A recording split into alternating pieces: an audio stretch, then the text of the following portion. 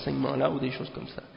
Alors que il faut les mettre dans leur contexte. Il y a des gens qui jouent avec le fait qu'il y a des égarés parmi les gens qui font des actes de terrorisme ou qui tuent des gens innocents, et ils essaient de jouer avec ça, du fait que si on enseigne des principes de la charia, alors ça implique qu'on est des extrémistes et qu'on accepte le terrorisme ou des trucs de ce genre. Et ça, c'est des amalgames qui sont faits par les médias d'une façon malhonnête, malheureusement, qui jouent avec les sentiments des musulmans, parce qu'il n'y a personne qui veut être associé à ces égarés parmi les khawarij et les terroristes. Il n'y a personne qui est d'accord avec eux parmi les gens qui ont un minimum de raison, les gens qui ont un minimum de raison et de connaissance de la religion musulmane ne peuvent pas accepter qu'est-ce que ces égarés-là font au nom de la religion. Donc, on est tous d'accord que ce qu'ils font et ce qu'ils disent, si on a compris l'islam comme il faut, qu'on a compris le Coran et la Sunna, on sait que qu'est-ce qu'ils font et qu'est-ce qu'ils disent au nom de l'islam, ces égarés, c'est contraire à la religion musulmane. Ça, il n'y a pas de problème. Le problème, c'est que par la suite, des gens utilisent ces activités de ces gens-là égarés pour le jeter par la suite sur les musulmans. Et par la suite, ils vont dire, on n'est pas contre l'islam et les musulmans, mais on est juste contre les intégristes. Et les intégristes, c'est qui? Les intégristes, c'est ceux qui expliquent et qui clarifient certains principes de l'islam qui sont reconnus, qui sont acceptés par tous les savants de l'islam de toutes les époques. Et ils disent non, nous on accepte juste l'islam et pas les intégristes. Mais c'est quoi la différence entre un musulman et un intégriste? Il faut bien expliquer ça. Parce que ces gens-là, ils jouent avec ça. S'ils veulent dire qu'un intégriste c'est un terroriste, quelqu'un qui tue et qui met des bombes ou qui fait des attentats suicides ou des trucs de ce genre, alors nous on se désavoue, on n'est pas des intégristes dans ce cas-là. Mais si être un intégriste, c'est de croire en Allah, de croire en tout ce qui est dans le Coran, que c'est la vérité absolue, que c'est quelque chose que chaque musulman doit reconnaître et croire du fond de son cœur et accepter et ne rien mettre en opposition avec ce qui est dedans, et de croire en la sunna du prophète Mohammed sallallahu alayhi wa sallam qui est authentique, et de s'y soumettre et de l'accepter tout en entier, et d'accepter tout ce qui est dans la charia de A à Z, même si c'est un petit point sur une lettre, de tout accepter ce qui vient d'Allah, chaque mot, chaque lettre de la révélation, et de mettre ça au-dessus de toute autre chose dans le monde, et d'accepter et de croire en tout ce qui est dans la révélation. Si c'est ça d'être un intégriste, alors dans ce cas-là, il est obligatoire à chacun d'entre tous les musulmans qui sont sur la terre aujourd'hui, c'est obligatoire pour eux dans ce cas-là de dire oui, on est intégriste.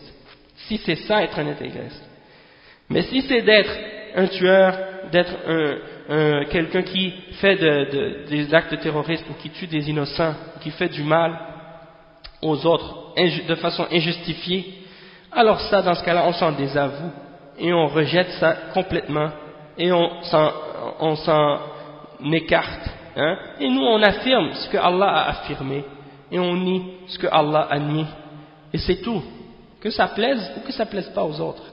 Mais il faut que les musulmans cessent d'avoir peur d'affirmer la vérité et de dire ce que Allah a dit et de dire ce que le prophète Mohammed sallallahu alayhi wa sallam a dit. Parce que les kuffars, quand ils disent par exemple qu'ils insultent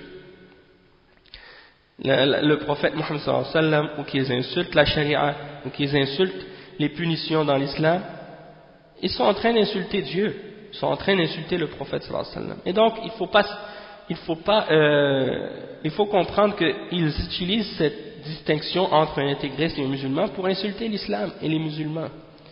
Mais nous, de notre côté, on doit agir avec sagesse. De notre côté, on doit agir avec patience.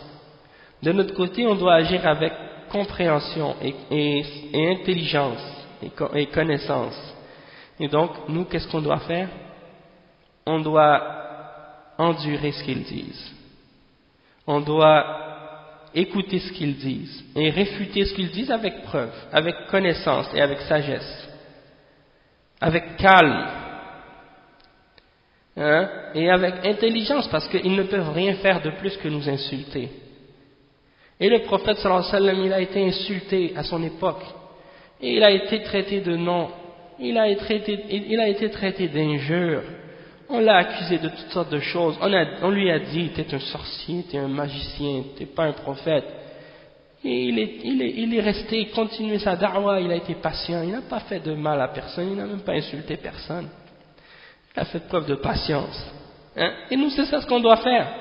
Quand les koufars ils insultent l'islam, ou quand les koufars insultent la charia, ou quand ils nous disent vous êtes des fous, vous êtes des maniaques, vous êtes des rétrogrades, vous êtes des retardés, vous êtes des... On accepte, on les écoute et puis on leur sourit. Et puis on leur dit, vous allez voir au jugement dernier qui était un fou et un rétrograde. Allah il va juger entre vous et nous au jugement dernier, et vous allez voir ce jour-là qui était le rétrograde et qui était le retardé. Le jour des comptes. Donc, on n'a pas à réagir de façon comme les hizbiyin et les takfiriyin et les khawarij qui vont faire des attentats, qui vont casser tout, qui vont faire des révoltes et des manifestations. Non. Nous, on prend notre calme et on leur répond avec science, avec sagesse, avec patience, avec compréhension.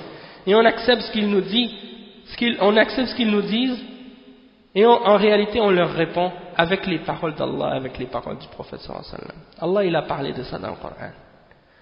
Donc, si on agit comme ça avec sagesse et avec patience et qu'on endure leurs insultes et leurs mauvaises paroles et leurs mauvais comportements, Inch'Allah, la victoire nous appartient. Petit à petit, vous allez voir, ils vont dépasser la limite. Ils vont commencer à faire des actes qu'ils vont regretter par la suite, ces koufars. Et nous, Inch'Allah, on aura les mains propres et la langue propre. La seule chose qu'on a fait, on a dit la vérité qui vient d'Allah. Même si on n'a rien fait d'autre.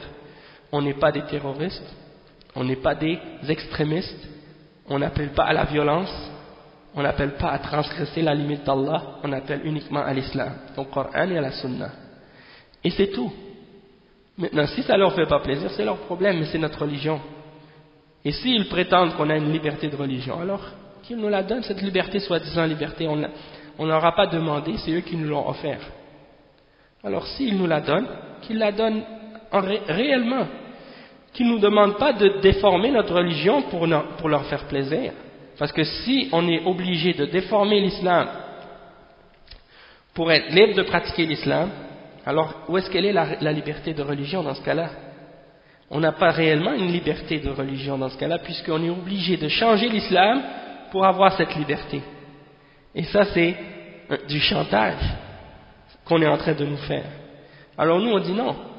Vous nous dites qu'on a la liberté de religion, alors donnez-nous notre liberté de religion. Vous nous insultez, vous insultez notre religion, vous insultez notre Coran, vous insultez notre charia, vous insultez notre prophète. Vous allez avoir votre jugement au jugement dernier, vous allez être jugé par Allah pour ça.